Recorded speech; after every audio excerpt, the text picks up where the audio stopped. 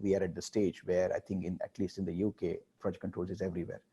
Now, when it comes to the social projects, I call it a social project, like Department for Work and Pension, the police, the prison reforms. I mean, if you look at their spend, it is no less than the capital project spend.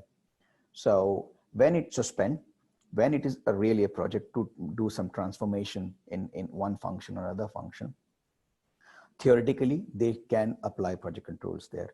Now that the challenge there is because they are so traditionally old frameworks, it is kind of difficult to change the way of working they do.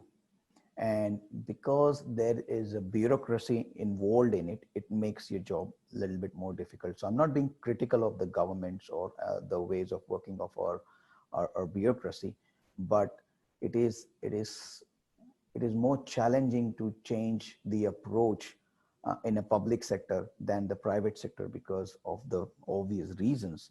And that is why it might take some time, but I think with the consistent push, awareness, and acknowledgement of this function, I don't see any problem in social projects acknowledging, accepting project controls for their businesses. No, that's great. And you talk about standardization earlier as well. And I think standardization will probably go a long way to helping other industries understand what it is we do. So that's really interesting as well. And part of that, you mentioned there's a diploma and, there's a degree being looked at as well. And if I'm a sort of a young person going, oh shit, COVID's hit and I don't know what to do now anymore, how can I get involved in getting a project controls diploma? Is it widely available in various institutes, learning institutes, or is it only specific ones you can find this diploma at? Cool. Right now, this qualification is only limited to the apprenticeship where it is funded by the government. Okay.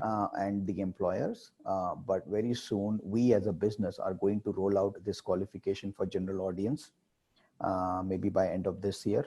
So it can be delivered via virtual platform, or it can be delivered via the classroom the traditional way, but with the